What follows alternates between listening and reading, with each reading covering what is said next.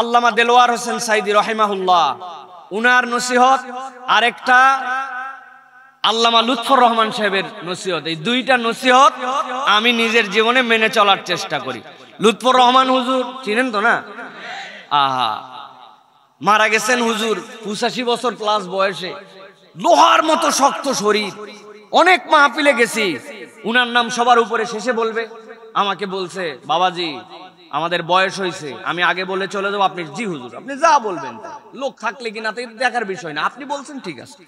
হুজুরের কাছে জিজ্ঞাসা করছি, হুজুর এত বয়স হয়ে গেছে তারপরেও কেমনে আপনি এই শরীরে এত দাপটে কথা বলেন? কোলাকুলি করলে দেখা যায় লোহার মতো শক্ত শরীর। বলেন, বলতে পারি এই কথা, যদি মানতে পারেন বলেন হুজুর, মানার চেষ্টা করব। বলে শোনেন, 85 বছর বয়স, 65 বছর ওয়াজ করি, একদিনে একটার বেশি মাহফিল করি না। লোভে পড়ে একদিনে অনেক মাহফিল করবেন না, একটা মাহফিল করবেন, আগে রেস্ট নেবেন, পরে রেস্ট নেবেন, দেখবেন শরীর ঠিক থাকবে। আমি সাইফুল্লাহ এক মাহফিলের লোক, একদিন একটাই, যত যাই হোক চেষ্টার মধ্যে একদম বেকায়দায় না পড়ে গেলে ফাঁসি কাস্টে ঝুলাই দিবে, এরকম মুসিবত মাঝে মাঝে তৈরি হয়, তখন নেওয়া লাগে, এছাড়া একটাই। আর সাইদি সাহেব হুজুরের একটা নসিহত, মাহফিলারা যখন মাহফিল আয়োজন করে, শোনেন, এই মাহফিল আয়োজন করার পর তাদের দুইটা পেরেশানি থাকে। একটা, আল্লাহ জানে বৃষ্টি হয় কিনা, আবহাওয়া কেমন থাকে, বেশি শীত পড়ে যায় কিনা, এই পেরেশানি করে, কিন্তু এটা তো তার হাতে না, এটা আল্লাহ রাব্বুল আমিনের হাতে। আর একটা চিন্তা করে, বক্তা আসবে কি আসবে না, দাওয়াত তো দিছি, কি হয় না হয়। তা আপনি যদি মানুষের হৃদয় থেকে দোয়া পেতে চান, তাহলে ওয়াজ মাহফিলে আগে আগে চলে যাবেন। যেই বক্তা দেখছে ওদের কথা, লোক হোক না হোক, আবহাওয়া যাই হোক, যাকে দাওয়াত দিছি, লোকজন বলতে পারবে না যে দাওয়াতই দেয় নাই অথবা যোগাযোগ ঠিক মতো করে নাই, উনি চলে আসছে, তাদের একটা দিলের দোয়া পাবেন, আপনার ওয়াজ সুন্দর হবে। আমি এই জন্য সবার আগে আসা ছিল, বহুত আগে আসার প্যারাও আছে। হুদা মিশা লোকজন দেখা সাক্ষাৎ, যার দেখা করা লাগবে তাইও করে, যার দেখা করা লাগবে না তাইও করে। একটা ছবি ভালো হয় না, 5-7টা তোলা লাগে। এই অ্যাঙ্গেলে আসেন হুজুর, এই অ্যাঙ্গেলে ঘোরেন, টুপি পরেন, বসেন, কাঁধে হাত দেন, ওরে বাবা, এগুলা জ্বালা কি জন্য? আগে আসার জন্য। পরে আসলে তো এই জ্বালা নাই, কিন্তু তারপরেও এগুলা স্বীকার করে আমি আগে আসি। আর আপনারা যদি এই আগে না দেন, তাহলে কেমনে হবে ভাই? এই কথা আমি কেবলমাত্র বাগমারায় বলি নাই, আমার সাথে যে মিডিয়ারা আছে, এই কথা আমি বাংলাদেশের সকল মাহফিলে বলে দিলাম। এই বাগমারায় ওয়াজ থাকবে না, এই ওয়াজ দুনিয়া পার হয়ে চলে যায়, কিন্তু বারবার বাগমারার নাম বললাম, আপনাদের ইজ্জত থাকবে। মানুষজন খুঁজে বাইর করবে এরা কোন জায়গায়। এই জন্য আমরা আগামী থেকে পরিবর্তন হয়ে যাব ইনশাআল্লাহ। এই কোরআন তো আমাদেরকে বেনিফিট দেওয়ার জন্য আনছে, ঠিক কি না? ইন্নাহু লাতানজিলু রাব্বিল আলামিন নাযালা বিহির রূহুল আমিন আলা কলবিকা লিতাকুনা মিনাল মুনযিরিনা বিলিসানিন আরাবিয়্যিন মুবিন ওয়া ইন্নাহু লাতানজিলু রাব্বিল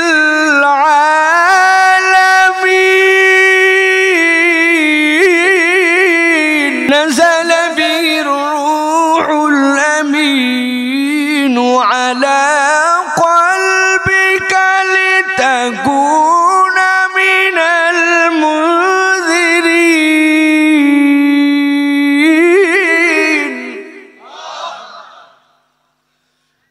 বিলিসানিন আরাবিয়্যিন মুবিন বিলিসানিন আরাবিয়্যিন মুবিন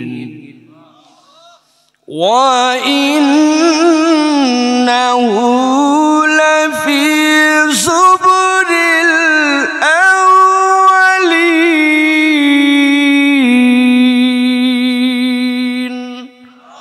وقال الله سبحانه وتعالى إن الله وملائكته يصلون على النبي يا أيها الذين آمنوا صلوا عليه وسلموا تسليما اللهم صل على محمد وعلى آل محمد كما صليت على إبراهيم وعلى آل إبراهيم إنك حميد مجيد اللهم بارك على محمد وعلى آل محمد كما باركت على إبراهيم وعلى آل إبراهيم إنك حميد مجيد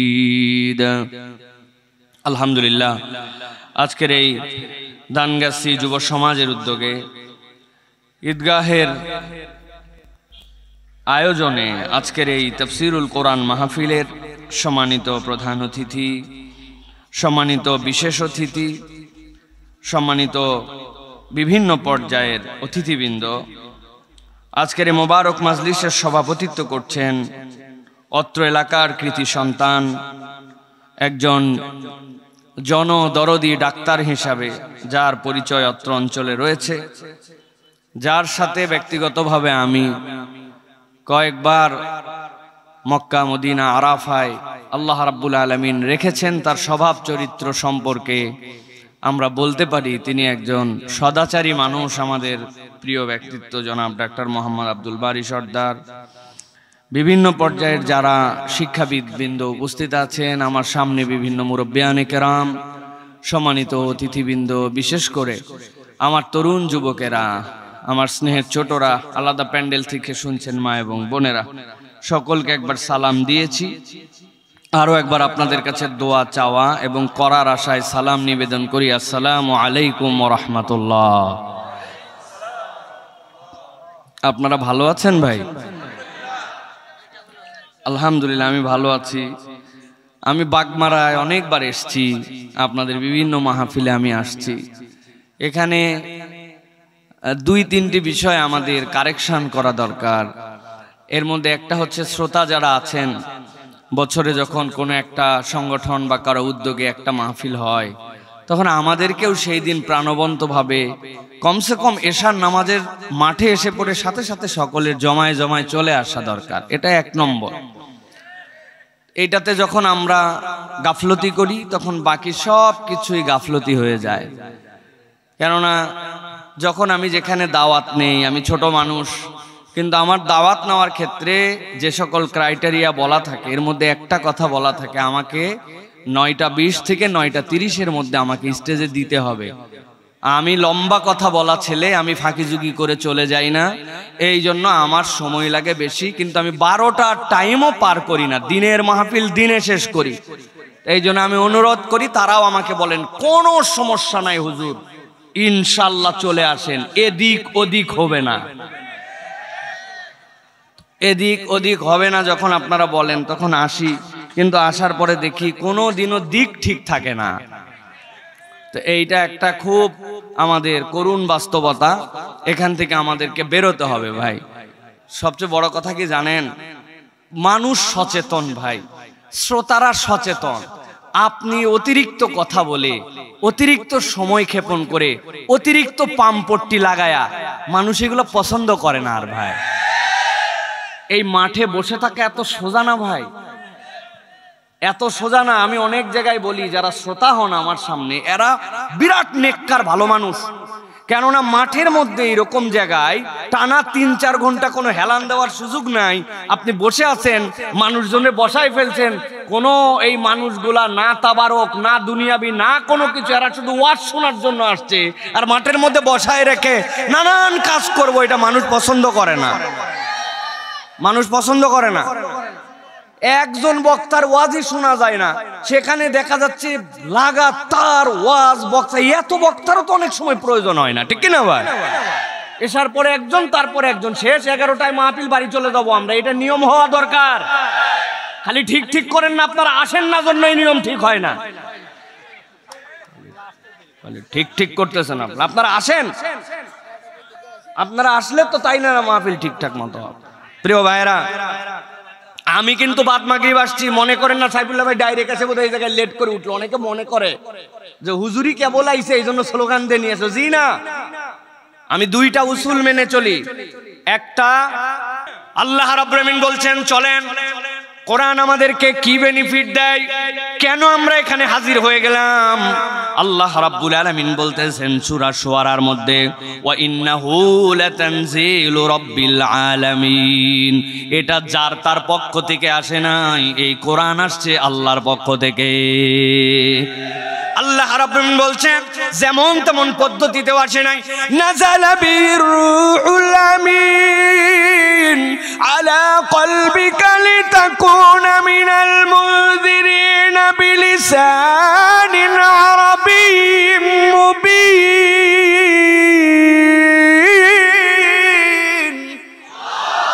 আল্লাহ বলছেন জগৎবাসী জেনে রাখো, বিশ্বস্ত একজন ফেরেশতার মাধ্যম দিয়ে আমি এই কোরআনকে অবতীর্ণ করলাম, আর যাকে দিলাম আমি তার ব্যাপারে বলতেছি ওই লোকটা মুহাম্মাদুর রাসূলুল্লাহ সাল্লাল্লাহু আলাইহি ওয়াসাল্লাম।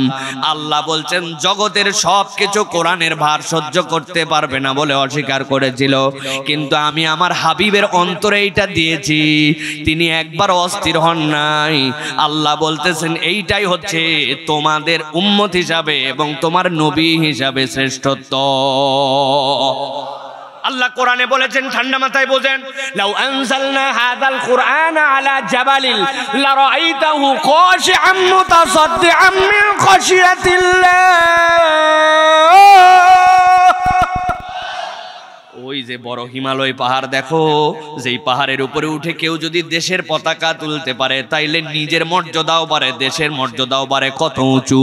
আল্লাহ বলছেন ওই পাহাড়ের উপরেও যদি কোরআন দেওয়া হতো এক মুহূর্ত টিকে থাকতে পারতো না, আল্লাহর ভয়ে ভীত হয়ে আতঙ্কিত হয়ে নড়তে চড়তে কাঁপতে কাঁপতে ধ্বংস হয়ে যেত।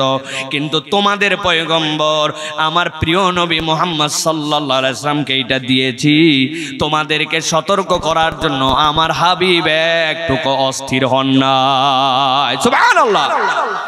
আল্লাহ এরপরে বলছেন বিলিসানিন আরাবিয়্যিন মুবিন, এমন একটা ভাষায় দেওয়া হলো, এর মধ্যে বিরাট বড় তাফসীর আছে। দুনিয়াতে আল্লাহ রাব্বুল আমিন প্রণিধানযোগ্য কিতাব দিয়েছেন 104টা। কয়টা? এর মধ্যে বিখ্যাত হচ্ছে 4টা। আল্লাহ যে কওমের উপরে যেই কোরআন যেই কিতাব দান করেছেন, আল্লাহ রাব্বুল আলামিন ওই এলাকার ভাষাভাষী ওই পয়গম্বরের যেই ভাষা আল্লাহর আরশ থেকে ট্রান্সলেট করে করে ওইটা অবতীর্ণ করেছেন।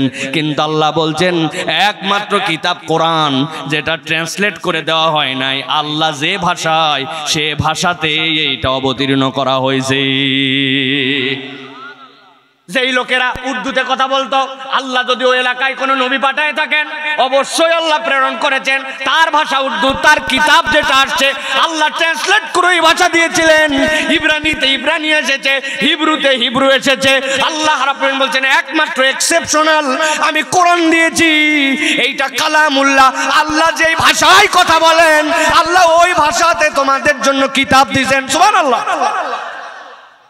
বান্দা যখন তার ঠোঁট দিয়ে উচ্চারণ করে, যদি উচ্চারণ করে তার ঠোঁট দিয়ে, কিন্তু এই ভাষাটাও আল্লাহর, কথাটাও আল্লাহর। আল্লাহ এই জন্য বলছেন ওয়া ইন্নাহু লাফি যুবুরিল আউয়ালিন, এই কোরআনের ঘোষণা কেবল এই কোরআন দিয়েই নয়, যত আগের কিতাব ছিল সব কিতাবে আল্লাহ কোরআনের কথা বলেছেন। আল্লাহু আকবার। আল্লাহ রাব্বুল আমিন বলছেন এই কোরআনের মতো কিচ্ছু তোমরা আনতে পারবে না, জানি তো না, কিন্তু আল্লাহ বলতেছেন একটু ভিন্ন ভাষায়।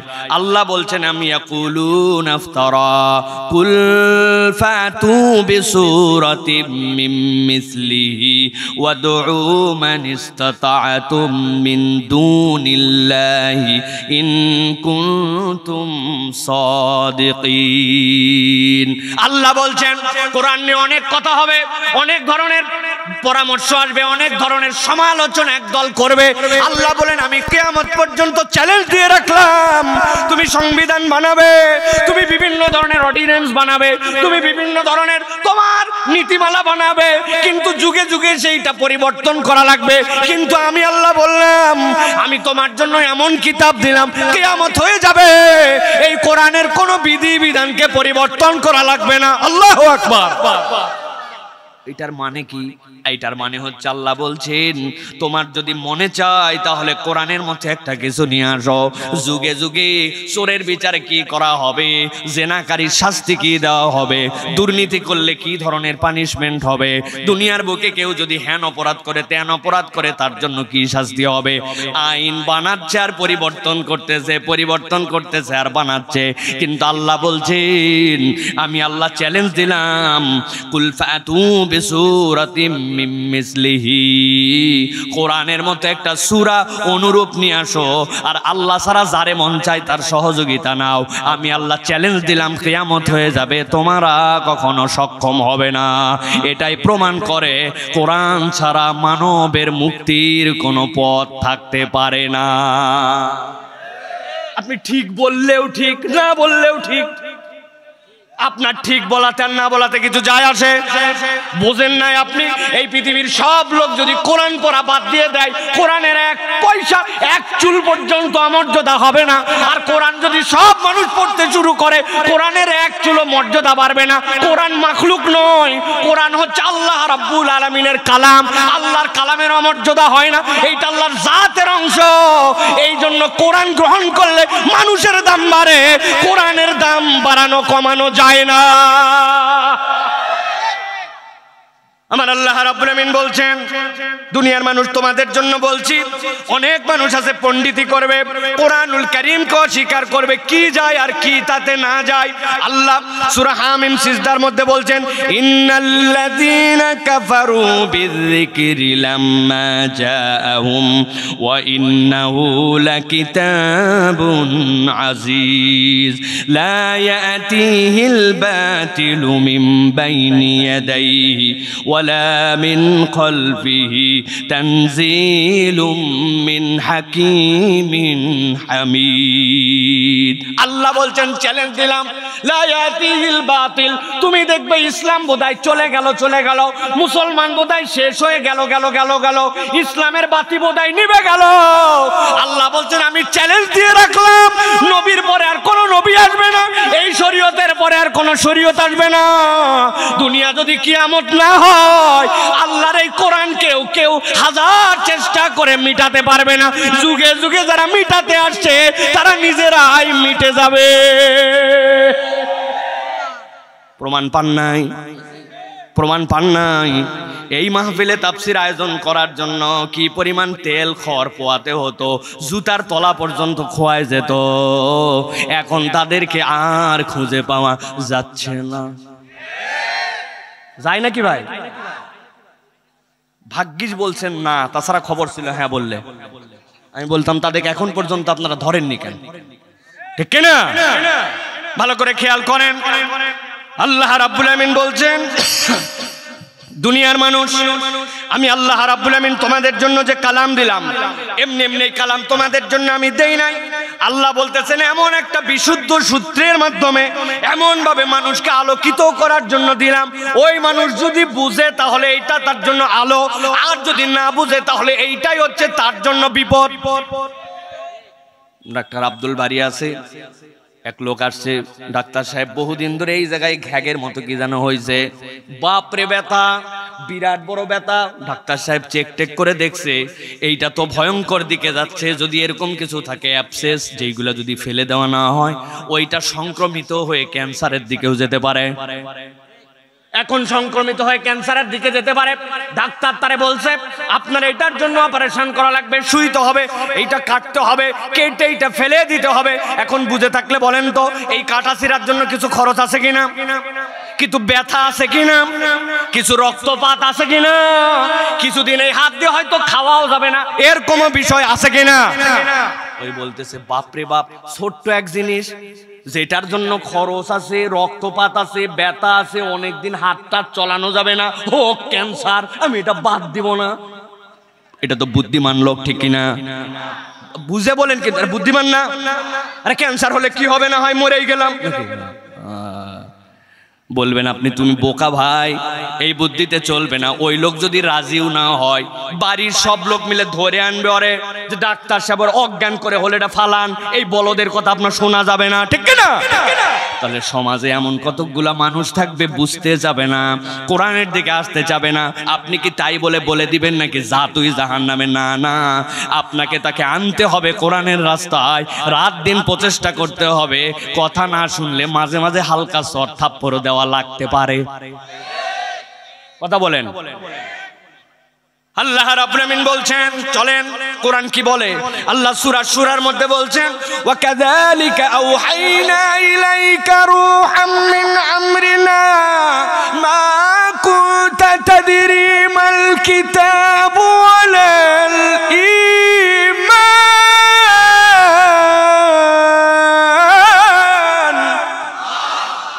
আল্লাহ বলছেন, ও আমার হাবিব, ওয়া কাযালিকা আওহাইনা ইলাইকা, এইভাবে আমি আপনার কাছে এই কালাম প্রেরণ করলাম। কেমনে প্রেরণ করলাম? রূহাম মিন আমরিনা, এটা আমার পক্ষ থেকে আল্লাহ রাব্বুল আমিন বিশ্বস্ত সূত্রে আল্লাহ রাব্বুল আমিন আপনার কাছে এটা দিয়েছেন। সুবহানাল্লাহ। জিজ্ঞাসা করবেন আল্লাহ রাব্বুল আমিন বারবার এটা কেন বলেন? আমি দিয়েছি। এইটা বলার পেছনে রব্বুল আলামিনের একটা যৌক্তিক কারণ আছে। বান্দা যেন একটু ফিল করে, একটু হৃদয় থেকে অনুভব করে, বান্দা তোর রব যে তোকে চলানোর জন্য ম্যানুয়ালটাও দিবেন তিনি, ঠিক কি না? আন্দাজি ঠিক বলছেন, বুঝে ঠিক বলেন। আপনার মোবাইল আছে, মোবাইলের মধ্যে বন্ধ করার জন্য ডান পাশে এক বাটন, বাম পাশে এক বাটন মিলে চাপ দিবেন। চাপ দেওয়া মাত্র এই জায়গায় চলে আসছে আপনার পাওয়ার। ডানের থেকে বামের থেকে ডানের দিকে চাপ দিবেন, মোবাইল আপনার বন্ধ হয়ে যাবে। পাওয়ার বাটন যেটা আছে ওইটার মধ্যে ঠাইসে ধরবেন, 3 সেকেন্ড বন্ধ হয়ে যাবে, 3 সেকেন্ড আবার ঠাইসে ধরবেন, অন হয়ে যাবে। এই পর্যন্ত যদি না বুঝে থাকেন তাহলে কথা বলেন, আর বুঝলে চুপ করেন। বুঝছেন তো? এখন আপনি বলছেন আমার টাকা দিয়ে মোবাইল কিনছি, তুই বানাইছিস, তাতে কি? ওই জায়গায় চাপ দিলে বন্ধ হবে, অন হবে, বললেই হবে না। আমি গোড়াতে চাপ দিয়ে ধরে থাকবো, আমার মোবাইল যেখানে মন চাই সেখানে চাপবো। বাচ্চা কাচ্চারা বুঝে ফেলছে, আপনি বোঝেন নাই। ও বুঝছে, ওই কোম্পানি বানায় যে এই জায়গায় চাপ দিতে বলছে, ওই জায়গায় চাপ দিলে অন হয়, ওই জায়গায় চাপ দিলে অফ হয়। আপনি বলছেন আমার মোবাইল লাল বাটনে চাপ দিয়ে কল দিব, হবে তো না? কিয়ামত ঘটে যাবে, তারপরেও আপনি কল পাঠাতে পারবেন না, কারণ সেটিংটা ওইভাবে আপনার জন্য দেওয়া। আল্লাহ বলছেন তুমি দুনিয়ায় এইটা বোঝো, আর তুমি আল্লাহর পক্ষ থেকে এইটা বোঝো না। সেই আল্লাহ তোমাকে বানালেন, সেই আল্লাহ দুনিয়ায় তোমার ইচ্ছায় তুমি আসো নাই, আল্লাহর ইচ্ছায় আসছো। তাহলে বান্দা তুই তোর ইচ্ছায় কেমনে চলবি বলিস? আমি চলার জন্য কোরআন দিয়েছি, এই জন্য কোরআন ছাড়া যত মতবাদ, যত পথ, যত আদর্শ, যত ধরনের তরিকা আল্লাহর কাছে একটাও গ্রহণযোগ্য হবে না। যত আপনি ফুটানি মারতে পারেন আপনি, কিন্তু যাওয়ার পরে দেখা হবে কবরে। আমার আল্লাহ বলছেন, মা কুনতা তাদরি মাল কিতাবু ওয়ালাল ঈমানু ওয়ালাকিন জাআলনাহু নূরা। আল্লাহু আকবার। আল্লাহ বলছেন, ও আমার হাবিব, আপনি চলে গেলেন গারে হেরার মধ্যে। আল্লাহ নবী কোথায় গেছেন? বুঝে থাকলে বলেন তো, আল্লাহ নবী কত বছর পর্যন্ত গারে হেরার মধ্যে ছিলেন? কয় বছর? 3 বছর। আল্লাহ নবী সাল্লাল্লাহু আলাইহি ওয়াসাল্লাম 25 থেকে 40, 14 বছর, কেউ বলেছেন 15 বছর আল্লাহ নবী ওইখানে যাওয়ার পর অপেক্ষা করেছেন। হিলফুল ফুজুল বানানোর পরে যখন হিলফুল ফুজুল তিনি সফলতার সাথে আর নিতে পারেন নাই, তখন থেকেই চলে গেছেন গারে হেরার মধ্যে। কি ভাবতেছিলেন আল্লাহ নবী? জানা লাগবে ভাই, কোরআনের এই আলোচনা কেবল বছর বছর হয়ে যাবে, আগা নাই গোড়া নাই। আপনি কি শুনলেন কি শুনলেন না? গারে হেরার মধ্যে আল্লাহ নবী গেলেন, 5টা বিষয় নিয়ে ভাবতেছিলেন। মুখস্থ করেন, কয়টা? 1 নম্বরে আল্লাহ নবী চেষ্টা করেছিলেন, পারেন নাই। নারীদের মর্যাদা তারা দিত না, 2 নম্বরে ওয়াইদাল মাউউদাতু সুইলাত বিআইয়ি যামমিন কুতিলাত, ছোট্ট ছোট্ট বাচ্চা কন্যা শিশুকে তারা হত্যা করে ফেলতো। 3 নম্বরে খানায় কাবাকে মূর্তির মিউজিয়াম বানায় ফেলেছিল। 4 নম্বরে চূড়ান্ত যুদ্ধ বাজছিল, ঘটনা অঘটনায় তারা টোটা ফাটা বিষয় নিয়ে যুদ্ধ লেগে যেত। আর 5 নম্বরে ওই মানুষগুলা জোর যার মুল্লুক তার, যার পাওয়ার আছে সে দখল করে নিবে, এইটাতে বলার কিছু নাই। ঠান্ডা মাথায় 5টা পয়েন্ট অনেকেরই মনে নাই, হারায় ফেলছেন আপনারা, কিন্তু বুঝে থাকলে বলেন তো আমার দেশে এখন পর্যন্ত এরকম পরিবেশ আছে কিনা? জোর যার মুল্লুক তার, আগে তোরা খাইতে এখন আমরা খাবো। এখনো পৃথিবীতে এরকম পরিবেশ আছে কিনা? বিনা কারণে বিনা ঘটনায় যুদ্ধ করে, যুদ্ধ সকলে মিলে বন্ধ করে চুক্তি করে দেয়, কিন্তু আমার ক্ষমতা আছে, আমি মানি না, আমি যা ইচ্ছা তাই আবার যুদ্ধ ভঙ্গ করতে পারি, যুদ্ধ বিরতি ব্যতিক্রম করে আমি অমুক তমুক দেশে আক্রমণ করতে পারি, কারণ আমার পাওয়ার আছে। এই রকম নীতি আদর্শ, এরকম বেহায়া রাষ্ট্র এই পৃথিবীতে আছে কিনা? নারীদের ইজ্জত এখন তো পূর্ণ নাকি? ভবানীগঞ্জ বাজারের উপরে দেখলাম এত বড় সাইনবোর্ড দেওয়া, এক মহিলা এরকম করে হাত বাইর করে আছে, ডান হাত দেবার এরকম করে টান দিয়ে দেখাচ্ছে এখানে যদি দাগ ওঠে তাহলে এই ক্রিম লাগানো লাগবে। শীত আসতেছে, ময়েশ্চারাইজার ক্রিম, মহিলার জামা কাপড় নাই নাই অবস্থা, সবাই দেখতেছে আর চিন্তা করছে আহা কি ভালো ক্রিম।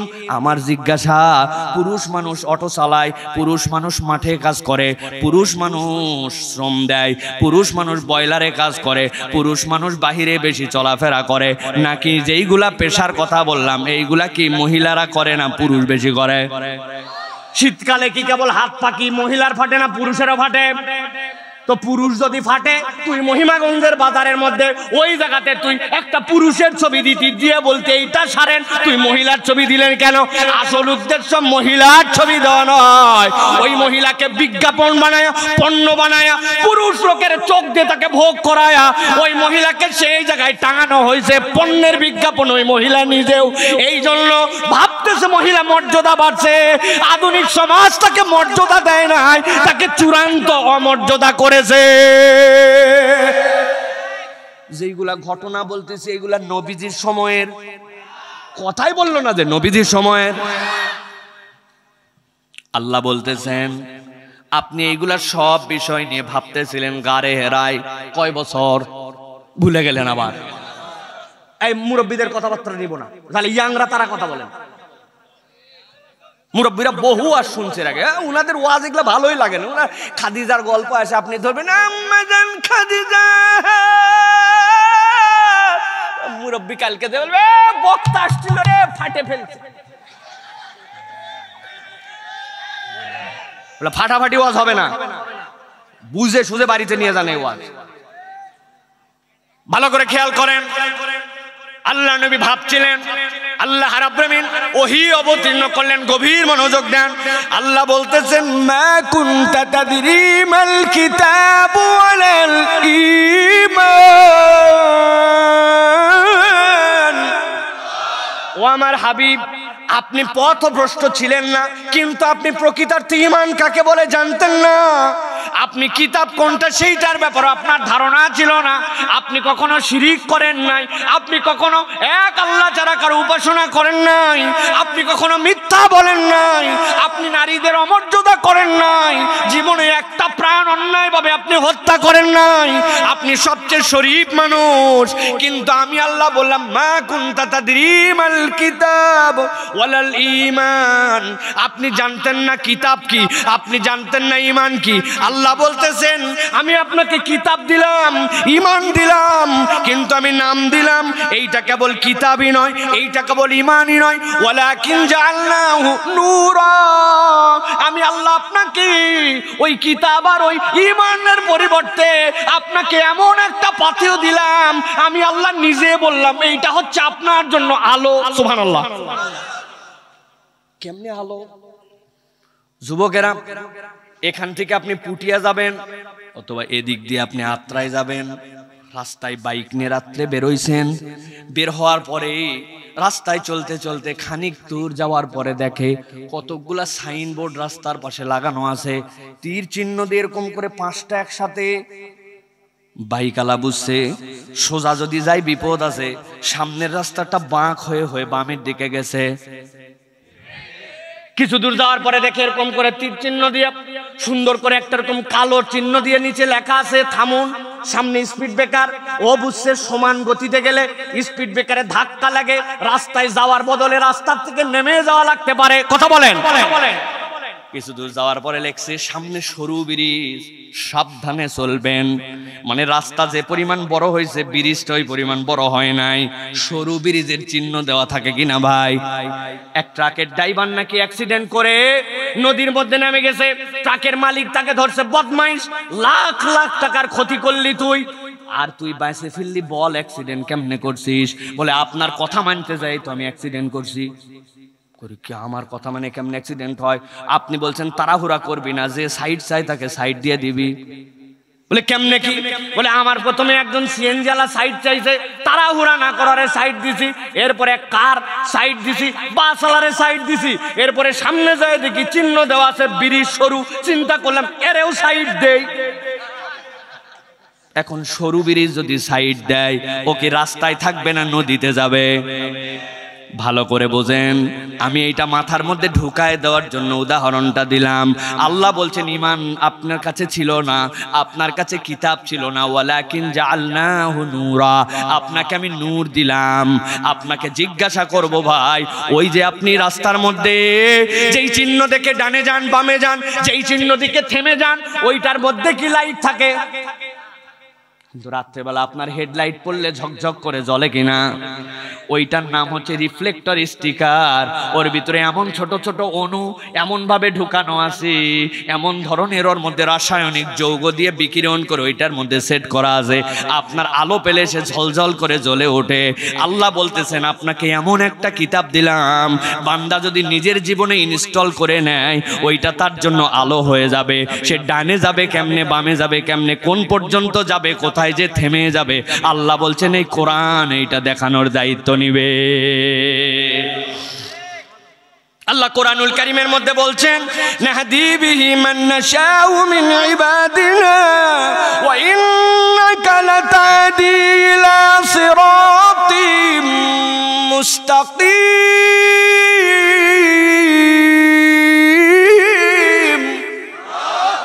আল্লাহ বলছেন যাকে ইচ্ছা আল্লাহ তাকে চান তাকে হেদায়েত দেন, তবে হেদায়েতটা তোমার জন্য সিরাতুল মুস্তাকিম। আপনি বলবেন আল্লাহ আমারে বলছে বাপের কথা শোন, মায়ের সাথে বেয়াদবি করিস না, মুরব্বিকে সম্মান দে, ছোটদেরকে আদর কর, মিথ্যা বলিস না, সত্যর সাথী হ। আল্লাহ বলছে কিনা? আল্লাহ না এইগুলা বললো, কিন্তু আমারে কোথায় আল্লাহ বললো যে এই জায়গায় বললো তোমারে যে জান্নাতের রাস্তায় নিলাম? আল্লাহ বলতেছেন ব্যাকল, রাস্তা তো এইটাই, কিন্তু কোন বাহনে উঠবি তুই হিসাব করে উঠবি। তোর রাস্তাটা ছোট্ট একটুখানি, এখান থেকে তোরে যেতে হবে পুটিয়া পর্যন্ত, চাইলে নসিমন করিমন ভটভটিতে চলে যেতে পারিস, কিন্তু এখান থেকে যদি তোকে কক্সবাজার যেতে হয়, ওই সময় আর ইজি বাইকে যাওয়া যায় না, ওই সময় আর নসিমন করিমনে যাওয়া যায় না, ওই সময় যাওয়ার উপযুক্ত বাহন লাগে, ঠিক কিনা? আল্লাহ বলছেন আমি তো তোরে জান্নাতে নিতে চাই, তোর জীবনের মূল্যায়ন এইটুক ভাবিস কেন? চিন্তা করিস কবর পর্যন্ত কোন রকম গেলেই হয়, একতলা বাড়ি খালি বানালেই হয়, কোন রকম 2 বিঘা জমি হলেই হয়, খালি এমপিটা হলেই হয়, তোর টার্গেট এত কম কেন? আল্লাহ বলতেছেন তোর টার্গেট তো জান্নাত পর্যন্ত যাওয়ার, ওইটাতে যেমনে যাওয়া লাগবে তেমনে তোরে যাওয়া লাগবে। আল্লাহ বলছেন এই জন্য আমি আল্লাহ বললাম ওয়া ইন্নাকা লাতাহদি ইলা সিরাতিম মুস্তাকিম। এই কোরআন তোমাকে ডাইরেক্ট জান্নাতে নামানোর আগ পর্যন্ত থামবে না। সুবহানাল্লাহ। অনেকেই ভাবে যারা কোরআনপন্থী, যারা ইসলামপন্থী, যারা দুনিয়ার বুকে আসছি আমরা যারা ইমানের সাথে চলি, কোরআনের সাথে চলি, হুজুর সব জায়গায় আমরা খালি মায়ের খাই। ও ভাই ডাইনে যারা আছেন ঘুমায় যদি যায় থাকেন বালিশ দিব, না হলে কথা বলেন। মায়ের আমরা খাই কিনা? আমাদের একটা বিশ্বাস হয়ে দাঁড়াইছে মুসলমান বোধহয় কেবল মায়ের খাওয়ার জন্য আসছে, তাই নাকি? না যে বলছেন কিসের ভিত্তিতে না বললেন? আন্দাজি।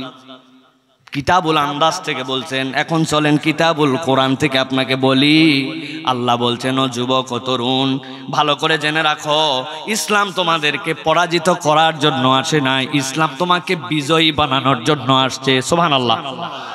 আল্লাহ সূরা আম্বিয়া কোরআনের 21 নম্বর সূরা 18 নম্বর আয়াতের মধ্যে আল্লাহ বলছেন, বাল নাকযিফু বিল হাক্কি আলাল বাতিল ফায়াদমাগুহু ফাইযা হুয়া যাহিক ওয়া লাকুমুল ওয়াইলু মিম্মা তাসিফুন।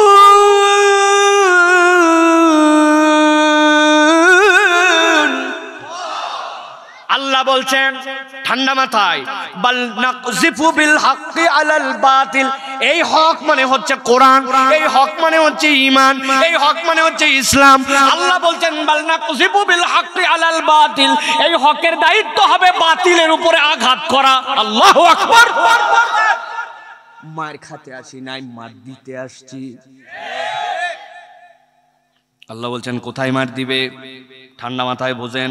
ফাইয়াদ মাগুহু, আল্লাহ বলতেছেন আক্রমণটা করবে কোথায় জানো নাকি? আক্রমণ করবে আরবিতে হচ্ছে দামগুন শব্দের অর্থ হচ্ছে মাথার উপর এমন আঘাত যেই আঘাতটা খেলে মগজ পর্যন্ত টার্গেট হয়ে যায়। বুঝেন নাই না?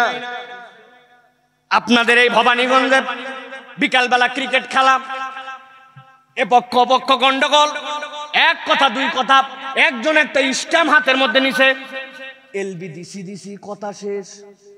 এত কথা বলিস কেন? বলবো না মানে ভুয়া এলবি দিছু। এক কথা দুই কথা স্ট্যাম্প দিছে হাতের মধ্যে, এক মায়ের হাত গেছে ভাঙ্গে, নিচে চাচার হাসপাতালে ভর্তি টর্তি করে এক্সরে করাইছে। এক্সরে করায় গলার মধ্যে ঝুলায় বলছে, বাবা আজকে যাওয়া যাবে না, কারণ হাড্ডি ঠিক মতো সেট হয়েছে কিনা কালকে আরেকটা চেক করে তারপরে যাওয়া, আজকে হাসপাতালে ভর্তি। ওরে ব্যথার ব্যথা। মাঠের মধ্যে যারা মারছে আর যারা মার খাইছে কেউ নাই, সব পালাইছে ভয়ে, কেননা এত দুর্ঘটনা ঘটবে ওরা বুঝতে পারে নাই। রাত্রেবেলা গলার মধ্যে ঝুলানো আছে, ব্যথায় কো কো করে, চিৎকার করে। নার্স যায় বলছে, স্যার কি করা যায়? বলে দাও একটা ভলটারিন মারে দাও একটা, অন্তত পক্ষে ব্যথাটা আপাতত কমুক। উপায় নাই, ব্যথা যেই না মরদের কমছে। এক হাত বেডের নিচে দিছে, দিয়া ক্লিনিকের মধ্যে শুয়ে শুয়ে বলতেছে, আল্লাহ খালি একবার হাতটা ঠিক করুক, আর একবার খালি মাঠে ফেরত যায়। যেই বেটা আমার এক হাত ভাঙছে, আল্লাহ মাসালে আমি মরদ না, যদি দুই হাত না ভাঙতে পারি।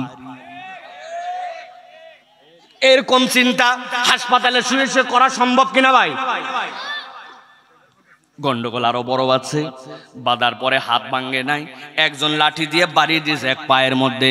হাসপাতালে নেওয়ার বলছে এটা আমাদের কেস না, যেরকম ভাঙ্গা ভাঙছে নলিমলির ভিতরের সবগুলা ক্যালসিয়াম বাড়ায় গেছে, ডাইরেক্ট রেফার করে দিছে, চলে যাও ঢাকা পঙ্গু। পঙ্গু হাসপাতালে যাইয়া ডাক্তাররা অপারেশন করার পরে বলছে এটা নর্মাল ব্যান্ডেজ দিয়ে হবে না, 5 ইঞ্চি 5 ইঞ্চি দুইটা ইটা গস কাপড়ের মধ্যে পেঁচায়া ঠ্যাঙ্গের মধ্যে 21 দিন টানা দিয়া ঝুলান লাগবে। এরকম দেখছেন আপনারা ভাই? ওরে বাবারে, হাসপাতালের মধ্যে ঠ্যাং লম্বা করে শুয়ে আছে, বাবারে মারে গেলাম রে বললাম রে, চিৎকার চেঁচামেচি। ডাক্তার বলছে সকাল বিকাল এত বড় বড় রকেট পিছন দিয়ে ঢুকানো লাগবে। বুঝেননি না? যা বুঝছেন বুঝছেন, সাবুজিটারি দেওয়া লাগবে তারে, এছাড়া উপায় নাই। আর ইঞ্জেকশন দেয়, যেই না ইঞ্জেকশন দেয় ব্যথা একটু কমে। পা ভাঙা কিন্তু হাত তো ভালো। পঙ্গু হাসপাতালের নিচে 2 হাত বেডের নিচে দিয়ে বলছে আল্লাহ একবার খালি ঠ্যাং ভালো হোক আর ভবানীগঞ্জে ফেরত যায়। যেই বেটা আমার ঠ্যাং ভাঙছে, ওর একটা, ওর বাপের একটা, ওর ভাইয়ের একটা, না ভাঙলে আমি মরদি না। এরকম কথা বলতে পারে কিনা? বুঝানোর জন্য বলছি, বলেন বলতে পারে কিনা? কিন্তু গন্ডগোল লেগে গেছি, হাতও একটা ভাঙছে, পাও একটা ভাঙছে। বেকায়দা করে হাতের মধ্যে লাঠি ছিল, ওইটা দিয়ে মাথার মধ্যে একটা মার দিছে, ব্রেনের মধ্যে লাগছে। লাগার কারণে হুঁশ নাই, কোমার মধ্যে চলে গেছে, অজ্ঞান হয়ে গেছে। হাত ভাঙ্গারও ট্রিটমেন্ট হয়েছে, পা ভাঙ্গারও ট্রিটমেন্ট, কিন্তু জ্ঞান ফিরে নাই। বুঝে থাকলে জবান দিয়ে উত্তর দেন তো, যেই ব্যক্তির হুঁশ নাই, কোমার মধ্যে চলে গেছে, অজ্ঞান, ওই লোকটা কি কার হাত ভাঙবে আর কার পা ভাঙবে হাসপাতালের বেডে শুয়ে এই চিন্তা করার মতো যোগ্যতা রাখে? আমার আল্লাহ রাব্বুল আমিন বলছেন বাল নাকযিফু বিল হাক্কি আলাল বাতিল ফায়াতমাগু ফাইদা হুয়া যাহিক ওয়া লাকুমুল ওয়াইলু মিম্মা তাসিফুন।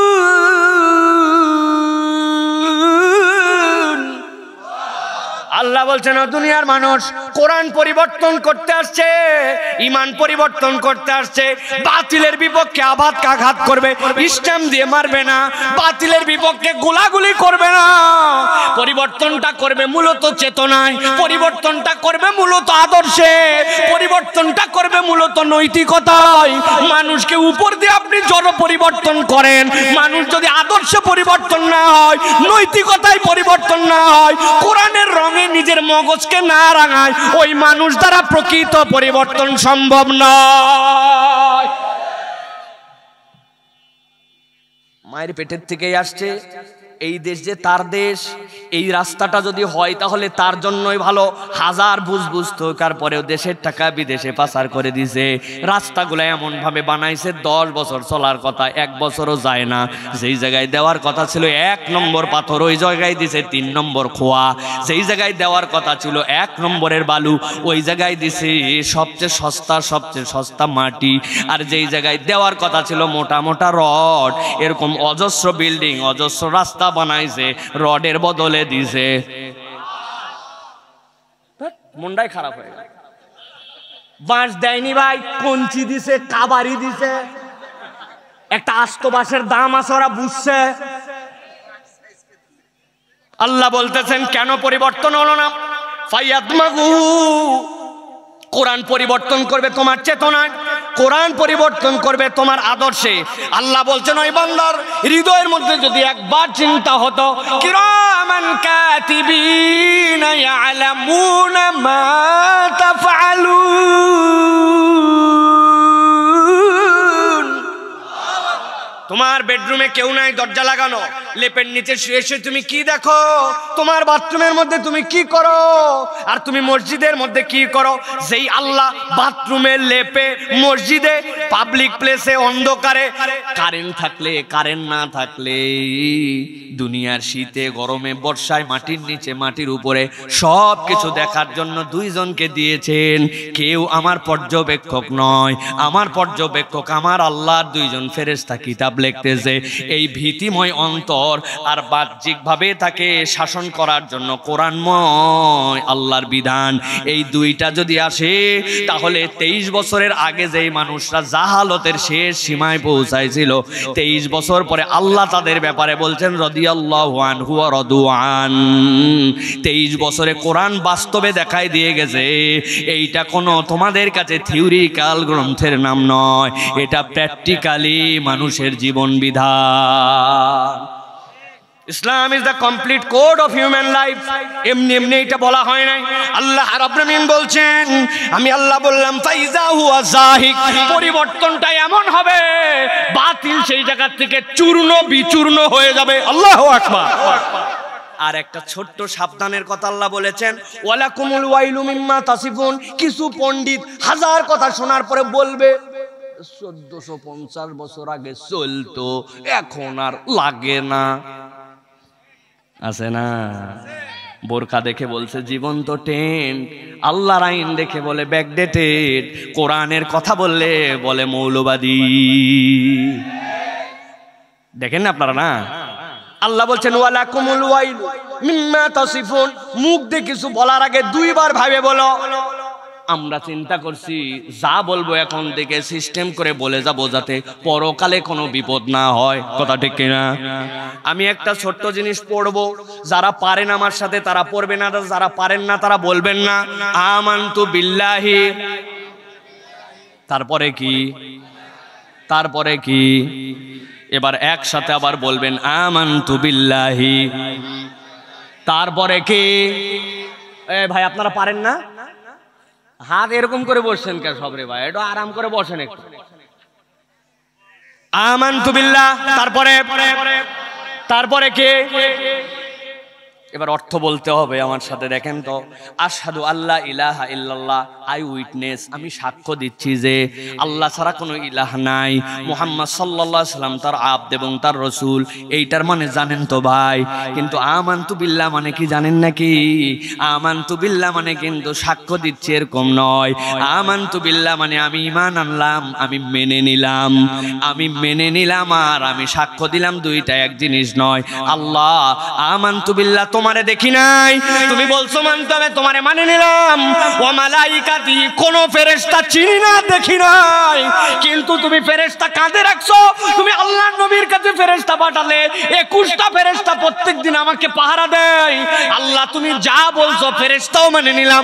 এরপরে বলছো ওয়া কুতুবিহি, আল্লাহ আসমান থেকে তুমি যা কিতাব অবতীর্ণ করছো, ওই কিতাবের ভিতরে যা কিছু আছে সব সহ আমি মেনে নিলাম। ঠিক কি না? বলছেন তো জোরে ঠিক, কিন্তু বোঝার জন্য আপনাকে বলি, এই যে কোরআন শরীফ, কোরআন মাজিদ 15 নম্বর পারা, প্রথম আয়াত, সুবহানাল্লাযী আসরা বিআবদিহি লাইলাম মিনাল মাসজিদিল হারাম ইলাল মাসজিদিল আকসাল্লাযী বারাকনা হাওলাহু। হাফেজ কারা কারা আছেন 15 পারা পর্যন্ত? নাই? মাশাআল্লাহ, ওরে আল্লাহ, কত হাফেজ, মাশাআল্লাহ। একজন বলছে, হাফেজ সাহেব শুনেন, হুজুর আমি কোরআন গবেষণা করতেছি আলহামদুলিল্লাহ, তবে অনেক পড়ালেখা করতে করতে এখন পর্যন্ত 15 পারা পর্যন্ত ঠেকছি, এ বিষয়ে আমার কোনো সন্দেহ নাই, তবে বাকি 15 পারা আমি একটু গবেষণা করতেছি, ওইটা পরে সিদ্ধান্ত নেওয়া যাবে। যেহেতু 15 পারা পর্যন্ত তার মজবুত ঈমান, অতএব সে 50% মুসলমান, তাই তো না? কত পার্সেন্ট? কত পার্সেন্ট মুসলমান? মানে অর্ধেক পর্যন্ত মানলে অর্ধেক মুসলমান, তাই? আর একটু সহজ করে দেই, পুরা কোরআন ক্লিয়ার। সূরা নাসের ব্যাপারে কিছু মন্তব্য আছে, আল্লাযী ওয়াসওয়াসু ফি সুদুরিন নাস, ওয়াসওয়াস আবার কেমনে দেয় হুজুর এইটা খালি বুঝি নাই, বাকি পুরা ক্লিয়ার। অতএব সে হচ্ছে 99.99 মুসলমান, 99.99% মুসলমান, তাই তো? কত পার্সেন্ট? 0। আল্লাহর আয়াত, একটা অক্ষর, একটা সূরা, একটা আল্লাহর হুকুমের একটা শব্দ যদি আপনি অস্বীকার করেন, আপনি হচ্ছেন 0% মুসলমান। কত পার্সেন্ট?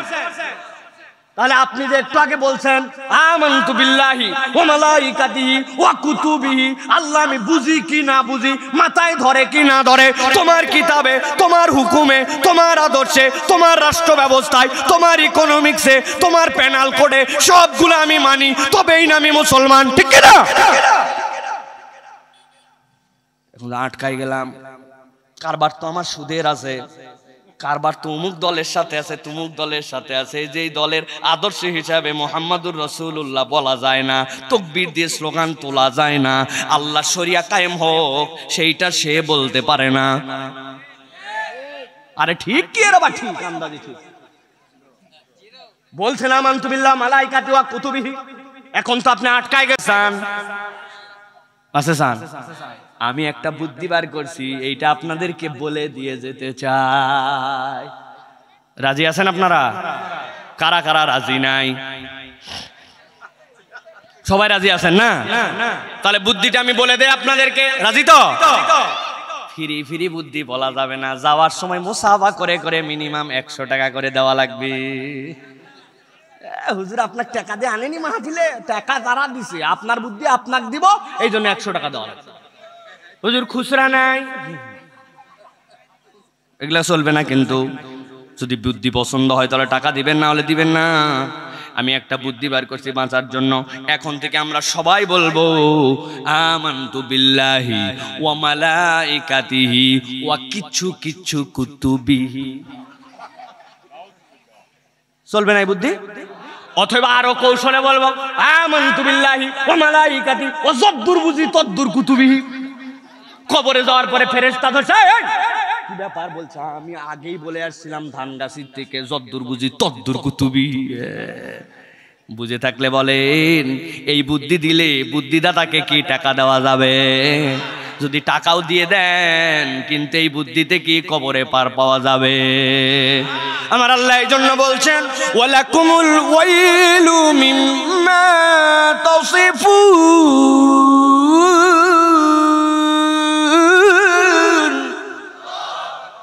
বলার আগে, জবান খোলার আগে, মুখটা থেকে কিছু কথা বের করার আগে হুঁশ করে কথা বলো। আমার কথা নয়, তোমার মুখ দিয়ে যা কথা বের হবে ভেবে চিনতে তোমার কথা বলো, নচেত কিন্তু তোমার খবর আছে। এই কথা কি আমি আব্দুল হাই সাইফুল্লাহ নাকি আল্লাহ? যারা যারা বুঝেন নাই তারা আওয়াজ দিয়েন না, যারা বুঝেছেন তারা হাত তুলে বলেন তো এই কথা কার? সবগুলা হাত ওঠে না, এই কথা কার? শেষ সুযোগ দিলাম, হাতে যাদের শক্তি আছে হাতটা তুলে বলেন এই কথা কার?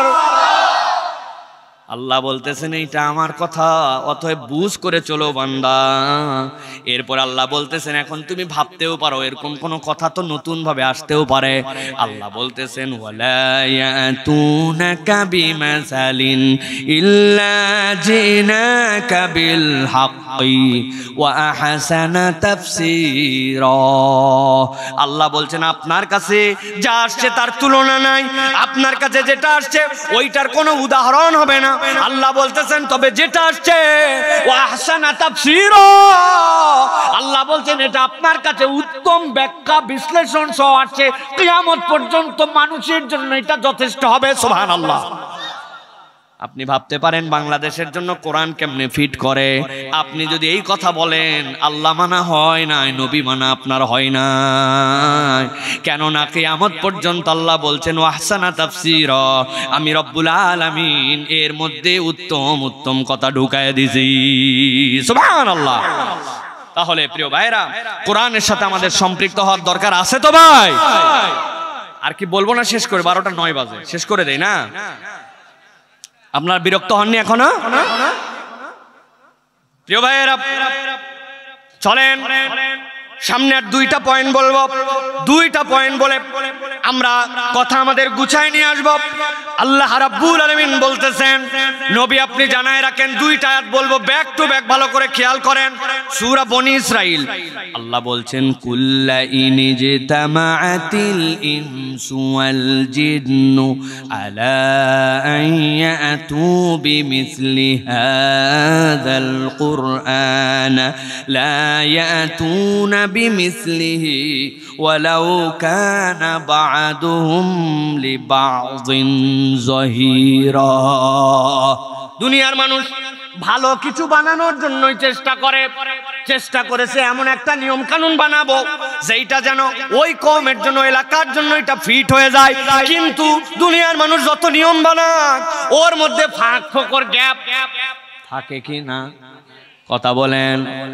যারা যারা এখানে আছেন 2023 সালে, 2019, 20, 21, 22, 23 সালে যাদের জন্ম ছিল আর করোনা যারা দেখেছিল তারা জানেন করোনার থেকে বাঁচার জন্য স্বাস্থ্য অধিদপ্তর আর বাংলাদেশের বিভিন্ন লোকজন আমাদেরকে হাত ধোয়ার পরামর্শ দিছিল ভাই।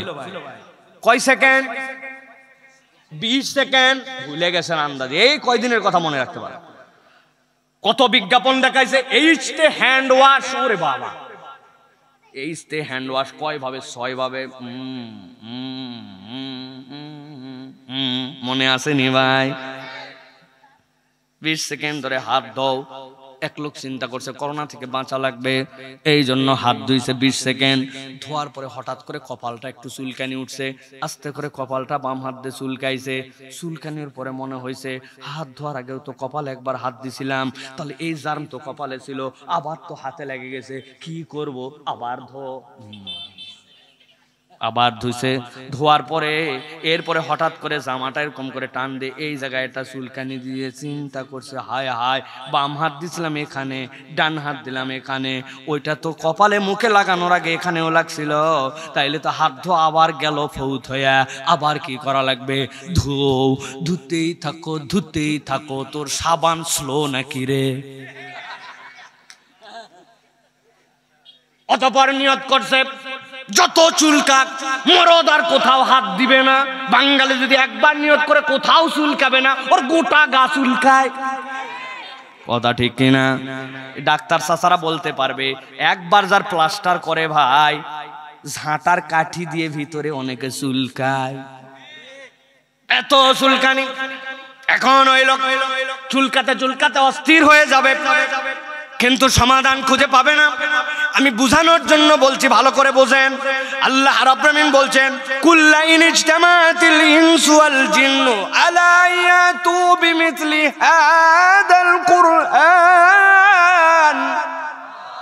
আল্লাহ বলছেন, আমি আমার হাবিবকে বলে দিলাম 1450 বছর আগে, হাত ধোয়ার পদ্ধতি যদি কেউ অবলম্বন করতে চায়, প্রথমে সে কবজি সহ হাত ধুয়ে ফেলুক। এরপরে আল্লাহ রাব্বুল আমিন শিখালেন, এরপরে বান্দা উভয় হাত ধোয়ার আগে তার মুখটা যেন পরিষ্কার করে ফেলে, নাকের মধ্যে যেন পানি দেয়, এই লতি থেকে এই লতি, চুলের গোড়া থেকে এই পর্যন্ত থুতনি, সাথে যেন কুলি করে ফেলে। এরপরে উভয় হাত কুনি সহ 3 বার যেন ধৌত করে ফেলে। দুনিয়ার সবাই আপনাকে সব ধোয়ালো, কিন্তু আপনি দুনিয়ার ময়লা, দুনিয়ার কাফ, দুনিয়ার সেলেসা, দুনিয়ার নাপাক সবগুলা পায়ের মধ্যে পাড়া দিয়ে আপনার বিছনার মধ্যে চলে গেলেন, ড্রয়িং রুমের মধ্যে চলে গেলেন, ঘরের মধ্যে চলে গেলেন। কেউ আপনাকে পা ধোয়া শিখালো না। আর আমার নবীকে আল্লাহ ওহী দিলেন, ওয়াইলুল লিল আকাবি মিনান নার, তুমি যদি গোড়ালিটা ভালো করে না ধোও, এটা তোমাকে জাহান্নামে নিয়ে যাবে। আল্লাহ রাব্বুল আমিন বলতেছেন, ওরা হাত ধোয়ার বিধান আজকে আনছে, আমি 1450 বছর পরে দিয়েছি। আগামী 14,000 বছর যদি পৃথিবী টিকে থাকে, আমি আল্লাহ বললাম আমার বিধানের মতো বিধান কেউ আনতে পারবে না। আল্লাহ এখানে কেবল বলেন নাই কুল হু আল্লাহু আহাদের মতো এরকম ছন্দে মিলানো আয়াত, না না না। আল্লাহ বলছেন আল্লাহর বিধান শ্রেষ্ঠ বিধান, আল্লাহর বিধানের উপরে কোনো বিধান হতে পারে না। তাহলে আপনার মাথায় একটু খেলা উচিত, সেই আল্লাহ 1450 বছর আগে হাত ধোয়ার বিধানে শ্রেষ্ঠত্ব দিতে পারেন, ওই আল্লাহ কি চোর ধরে তার শাস্তির জন্য শ্রেষ্ঠ বিধান দিতে পারেন না? ওই আল্লাহ কি নারী যদি অপমানিত হয় তার বিচারকে আল্লাহ দিতে পারেন না? ওই আল্লাহ দুনিয়াবাসী চলবে কেমনে সুদ মুক্ত অর্থনীতি, তার রূপরেখা কি আল্লাহ দিতে পারেন না? আল্লাহ এই জন্য বলছেন, ইন্না নাহনু নাযালনা যিকরা ওয়া ইন্না লাহু লাহাফিজুন। আমি আল্লাহ কোরআন অবতীর্ণ করেছি, আমি রব্বুল আমিন তোমাদেরকে জানালাম এইটা সংরক্ষণ করার দায়িত্ব আমার। সুবহানাল্লাহ। কোরআন আল্লাহর পক্ষ থেকে, কোরআন সংরক্ষণ করার দায়িত্ব আল্লাহ, ঠিক না? আমরা প্রিয় ভাইরা সর্বশেষ আপনাদের কাছে দুটো দিকে দুটা কথা বলবো, যদি আপনারা রাজি থাকেন। রাজি আছেন আপনারা? কারা কারা? 2 হাত টান করে উঠান, হাত নামান, হাত নামান। সব হাত ওঠে নাই, অনেকে হাফসায় গেছেন মনে করছেন না। আমি 12টার আগে ওয়াজ শেষ করে চলে যেতে পারতাম, কোনো দোষ কেউ আমাকে দিতে পারতেন না। আমি আপনাদের দিকে তাকায়, সম্মানে চাচার দিকে তাকায়, আমি 12টার পর পর্যন্ত কন্টিনিউ করতেছি আপনাদের জন্য। এই জন্য বলতেছি, হাত টান টান করে সোজা করেন, 2টা শক্ত করছেন, বুকটা টান করেন, একটু পিছন দিকে দেন, পিছন দিকে হাতটা দেন, পিছন দিকে, হ্যাঁ সোজা করে। হয়েছে সবাই? মাশাআল্লাহ। আমার ছোট শ্রোতারা কিন্তু সাংঘাতিক, হাত নামাতে বলি নাই কিন্তু। পিছনের চাচা বহু আরামে বসছেন পিছনে, মজলিসে এরকম ফাঁক করে বসতে হয় না বাবা, বয়স তো অনেক হয়ে গেল, ফাঁকা বন্ধ করে সামনে আসে বসা লাগে। আর কিছু বললাম না, হাত সোজা করছেন সবাই, গলাটা একটু পরিষ্কার দেন, হয় নাই ভালো করে, হাত সোজা করে দেন, সোজা দিয়েছেন। এবার হাতটা একটু নড়াচড়া দেন, একটু পাটা বদল করে বসেন, যেই পায়ে ছিলেন পা চেঞ্জ করে আরাম করে রিল্যাক্স রিল্যাক্স করে বসেন, একটু হাত নামাবেন না, হাত সোজা করেন। পা চেঞ্জ করছেন, আমার দিকে হন।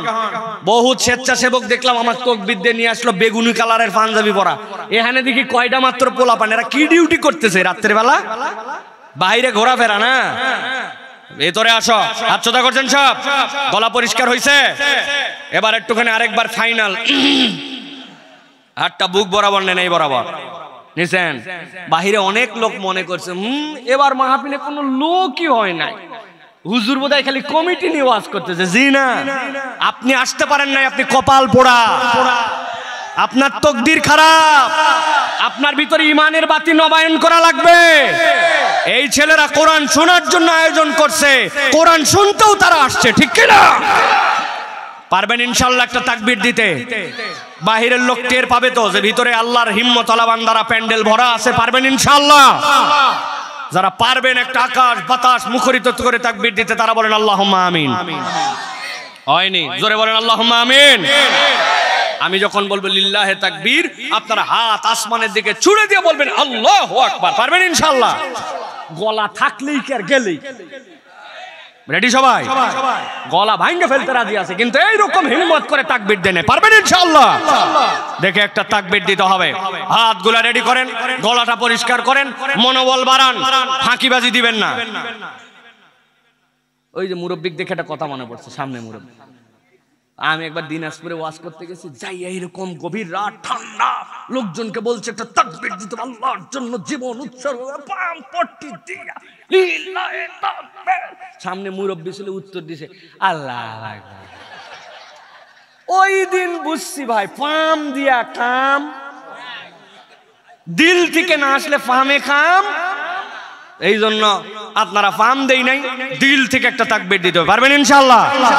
এই তাকবীর যারা মিস করলো আগামী 1 বছর তারা পস্তাবে ইনশাআল্লাহ। আর মাহফিলের কথা বলে এসে যারা বাইরে বান্দামি করলো, ঘুরলো, পাঁপড় খালো, আড্ডা মারলো, আলের মধ্যে যায় বিড়ি ফুকলো, দাঁড়ায় দাঁড়ায় কুত্তার মতো মুতলো, এদের নামে আল্লাহর কাছে বিচার দিয়ে গেলাম আমরা, ঠিক কিনা? তুমি বাড়ির থেকে বের হইছো, ওয়াজ শোনা তোমার ফরজ না, ওয়াজিব না, আসতা না, কিন্তু ওয়াজ শোনার নাম করে তুমি ঢুড্ডামি করছো, মাহফিলের দিকে আসো নাই, তোমার নামে বিচার আছে আল্লাহর কাছে। ঠিক আছে তো? তাকবীর হবে তো ইনশাআল্লাহ? দেখে একটা তাকবীর দেন, লিল্লাহে তাকবীর, লিল্লাহে তাকবীর। আল কোরআনের আলো, আল হাদিসের আলো, তোমার নেতা আমার নেতা, তোমার নেতা আমার নেতা, আলেম ওলামা যেখানে, আল্লাহর আইন যেখানে, শরীয়তের আইন যেখানে, লিল্লাহে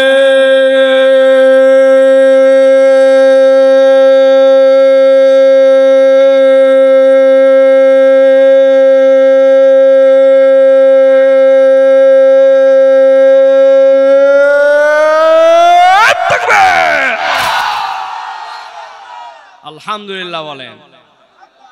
শয়তান আছে? আর শয়তান যে আল্লাহু আকবার শুনলে পালায়, এর প্রমাণ পাইছেন কবে?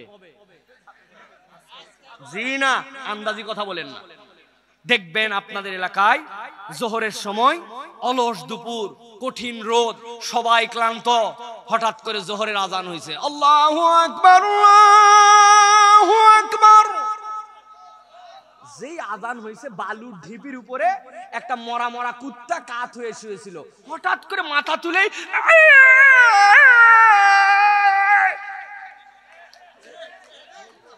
কিরে এতক্ষণ তুই শুয়ে আসিস, আল্লাহু আকবার শুনে তুই করতেছিস কেন?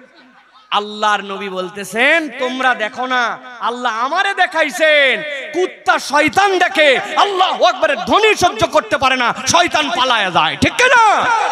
এই জন্য অনেক মানুষ দেখবেন আল্লাহু আকবারের স্লোগান দিতে পারে না, আল্লাহু আকবারের তাকবীর দিতে পারে না, আল্লাহু আকবারের পক্ষে থাকতে পারে না, ইসলামের পক্ষে কথা বলতে পারে না, আল্লাহু আকবারের পক্ষে যে থাকে না, ইসলামের পক্ষে থাকে না, যার মিছিলের ধ্বনিতে নারায়ে তাকবীর উচ্চারিত হয় না, সে আগামীর বাংলাদেশে আমাদের কাঙ্ক্ষিত নয়, ঠিক কি না? কথার মধ্যে কোনো ভেজাল আছে? কোন দলের কথা আছে? আপনি আল্লাহর দলে আসেন, শেষ কথা। আমি তো আপনারা কোনো দল পার্টির দিকে ডাকি নাই ভাই, আমি কোনো বিভেদ বিভ্রান্তি ছড়ানোর জন্য আসি নাই। আপনাকে ইসলামের দিকে আসতে হবে। যেই কথা বললে শয়তান অসন্তুষ্ট হয়, ওই কথা আপনারা বলতে হবে, ঠিক না? আপনি মুসলমান হলে বলতে হবে, কবরে যেতে হলে বলতে হবে, জানাজা চাইলে বলতে হবে। না চান বলেন, ঘোষণা দিয়ে দিবেন আমার জানাজা যেন পড়ানো না হয়, বাইসে গেলাম আমরা। কার ঠেকা পড়ছে জানাজা পড়ানো জোর করে? তবে জানাজা না পড়ালে কি করা লাগবে ওটা বলে যায়েন, ওই ঝামেলা আমরা নিতে পারবো। তাহলে আর দুইটা কথা বলছি, আসেন তো আপনারা। এক নম্বরে, এটা খুব আমাদের জন্য গুরুত্বপূর্ণ একটা পয়েন্ট, আমরা রিজিকের তালাশ করি, তাই না? রিজিক কত ধরনের? আল্লাহ আমার সন্তানটা কথা শোনে না, আরেকজনের সন্তান কথা শোনে, কথা শুনে যে সন্তান, এইটা হচ্ছে বাপের জন্য রিজিক। একটা স্ত্রী দিনের কথা বলছে মেনে নিছে, আরেকটা স্ত্রী খালি ফস ফস করে, আছে না? এত বড় বাজারের লিস্ট দিয়েছেন, সব আনছেন, শুধুমাত্র নারিকেলের তেল আনতে ভুলে গেছে। বউ বলতেছে 22 বছর তোমার সাথে সংসার করে কি পেলাম, আছে না ভাই? প্রত্যেক দিন আপনার বাড়িতে রান্না করে, প্রত্যেক দিন আপনারা তরকারি বানায় দেয়, একদিন বেচারি একটু ঝাল বেশি দিছে, লবণ কম দিছে, স্বামী বলছে তুই একটা জানোয়ার, আর কি বলবো, তোর বংশই হচ্ছে ময়াকার গয় দীর্ঘ। বানান করে দিব, পিছনে আবার কোন এক চাচা বানান করা শেষ। রিজিক যে একজন অনুগত অন্তর, একটা দিল, একটা জীবন, যেইগুলো সব আপনাকে তৃপ্তি দেয়, কুররাতা আয়ুন, যেটা আপনার চোখের জন্য শীতলতা হয়, এগুলো সবগুলা হচ্ছে আপনার জন্য রিজিক। দুইটা আয়াত বলে আজকে শেষ করব। এই রিজিকটা আমি কিভাবে পেতে পারি? আল্লাহ রাব্বুল আমিন বলছেন, ও আমার হাবিব, আপনাকে জানালাম কোরআনের ব্যাপারে, ফাতাওয়াল্লা আনহুম ফামা আনতা বিমালুম ওয়াযাক্কির ফাইন্নায যিকরা তানফাউল মুমিনিন ওয়ামা খালাকতুল জিন্না ওয়াল ইনসা ইল্লা লিয়াবুদুন। ঠান্ডা মাথায় শেষ কথা আমার শেষের দিকে ভালো করে বোঝেন। আল্লাহ বলতেছেন, ও আমার হাবিব, ওয়াযাক্কির ফাইন্নায যিকরা তানফাউল মুমিনিন, আপনি জিকির করেন, স্মরণ করেন। গভীর রাত, সব মানুষের দিল টানে নাই, নিচে ময়লা, উসখুস করে, দূরে বাড়ি, পেট ফাঁকা, অনেক কিছু আছে, কিন্তু তারপরে এমন কতগুলা মানুষ থাকবে। ফাযাক্কির, আপনি আল্লাহর বিধান স্মরণ করান, কোরআন জানান। ফাইন্নায যিকরা তানফাউল মুমিনিন, আমি আল্লাহ গ্যারান্টার হলাম, নিশ্চয় এই কোরআনের জিকির, এইটার স্মরণ ঈমানদারদেরকে অবশ্যই অবশ্যই কল্যাণ দিবে। সুবহানাল্লাহ। কি কল্যাণ দিবে? সংক্ষেপে 1 মিনিট একটু বুঝাই।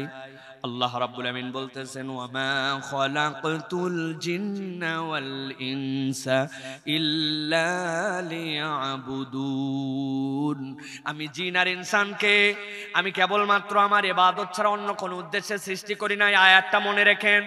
এরপরের আয়াত আল্লাহ বলতেছেন, মা উরিদু মিনহুম মির রিজকি ওয়া মা উরিদু আন ইউতঈমুন, আমি আল্লাহ জানাই রাখলাম, ওই যাকে আমি ইবাদতের জন্য সৃষ্টি করলাম, তার কাছ থেকে আমি রিজিকও চাই না, সে আমাকে খাওয়াবে এইটাও আমি চাই না। আল্লাহরে কেউ খাওয়াতে পারে?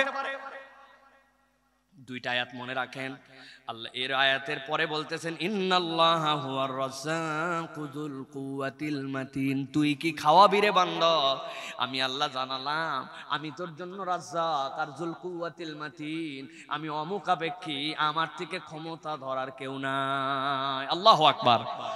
এবার পিছন দিক থেকে চলেন, যাদের আয়াত মনে আছে, ভালো না হলে আমি আবার রিপিট করতেছি, দেখেন তো, ইন্নাল্লাহা হুয়ার রাজ্জাকু যুল কুওয়াতিল মাতিন, আল্লাহ হচ্ছেন রাজ্জাক, মনে আছে তো? তার উপরের আয়াত আল্লাহ বলতেছেন, মা উরিদু মিনহুম মির রিজকি ওয়া মা উরিদু আন ইউতঈমুন, চাই না সে আমাকে খাওয়াবে, আমাকে রিজিক দিবে, এটা বান্দার কাছে আমার প্রত্যাশা নয়। 3 নম্বরে আল্লাহ উপর দিকে চলেন, ওয়া মা খালাকতুল জিন্না ওয়াল ইনসা ইল্লা লিয়াবুদুন, আল্লাহ বলছেন জিন আর ইনসানকে কেবল আমি আমার ইবাদতের জন্য সৃষ্টি করেছি।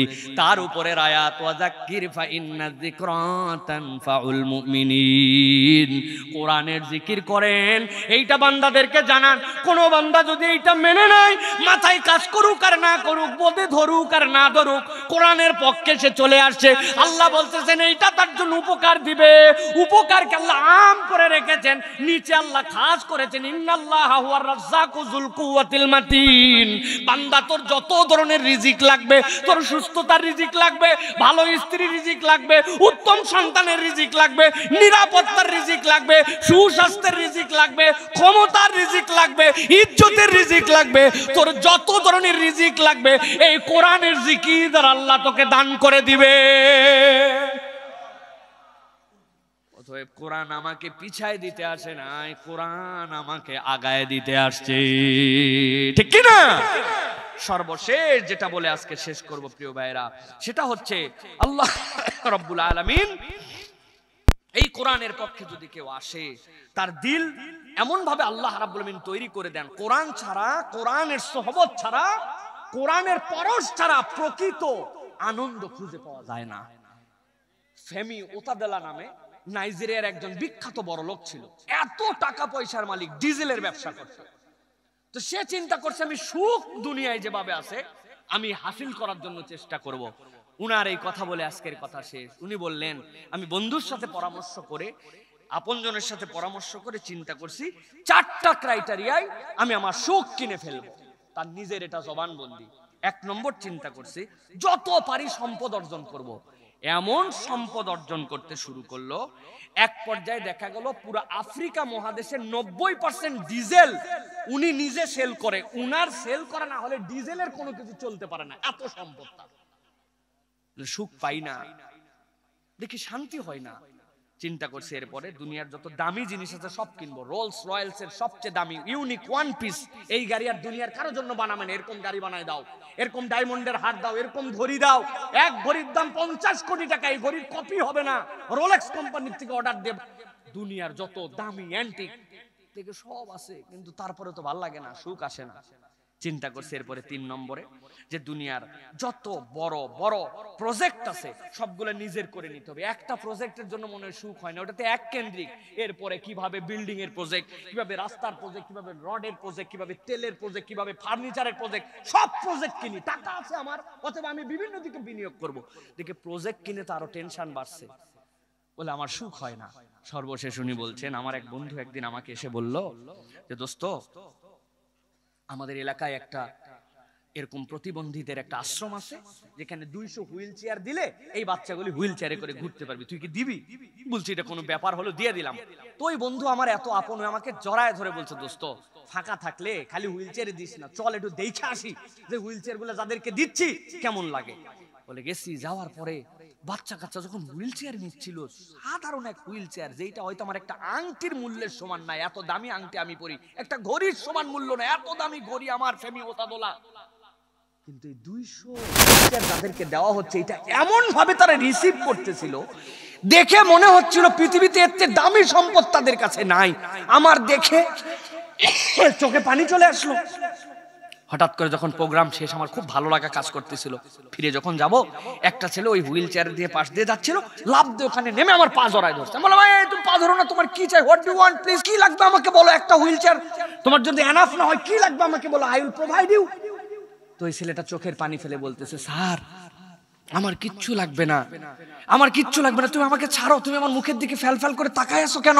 বলছে, স্যার আমি এই মানুষটা চলতে পারতাম না, আজকে হুইল চেয়ার দিয়েছেন এটা যে চলবো, যেই লোকটা আমার এই হুইল চেয়ারটা দিয়ে এত বড় স্বপ্ন আমাকে বাস্তবায়িত করলো, আমি তার মুখটা খুব ভালো করে দেখে নিচ্ছি।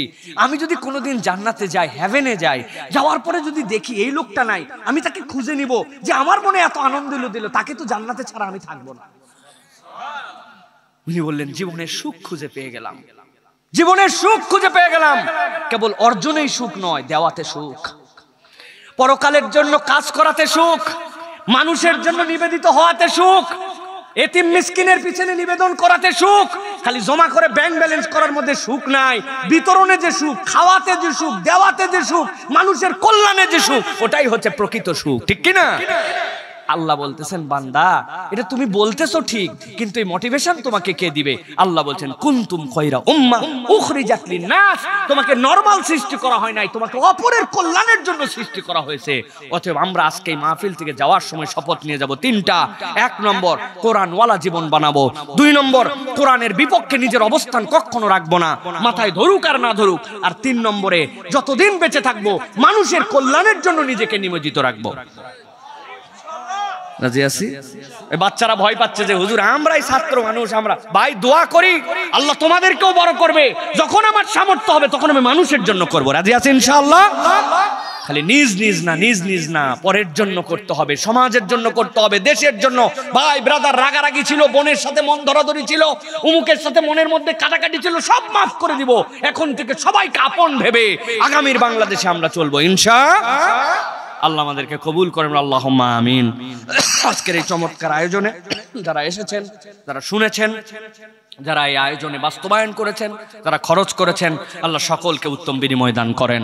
আপনারা সকলেই আজকের আয়োজনে সম্পৃক্ত হয়েছেন, এজন্য কর্তৃপক্ষের পক্ষ থেকে আমরা আপনাদেরকে আরো একবার মোবারকবাদ জানাই। সকলে আমার সাথে পড়েন আল্লাহুম্মা সাল্লি আলা সাইয়্যিদিনা নবিয়িনা শাফিনা হাবিব। বসো বসো বসো বসো বসো বসো বসো, মজলিস ভঙ্গের দোয়া পড়ে যাব না? 30 সেকেন্ড।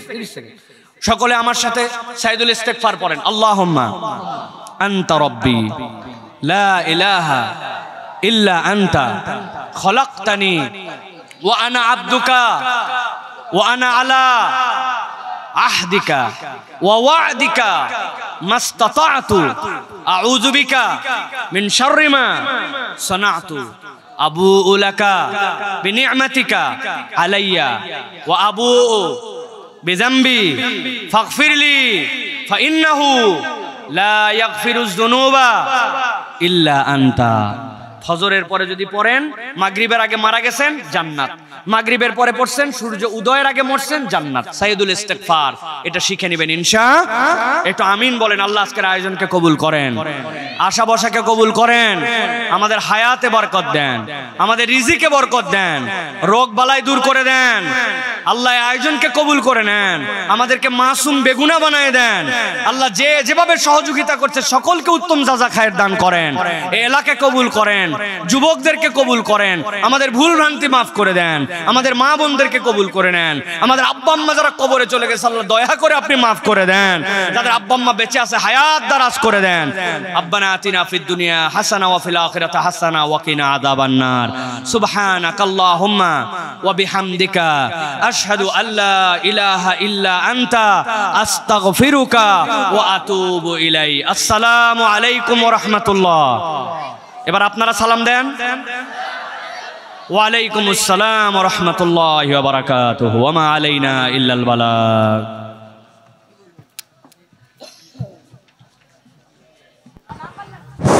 আলহামদুলিল্লাহ, আজকের এই ধানগাছি যুব সমাজের উদ্যোগে এই তাফসীরুল কোরআন মাহফিলের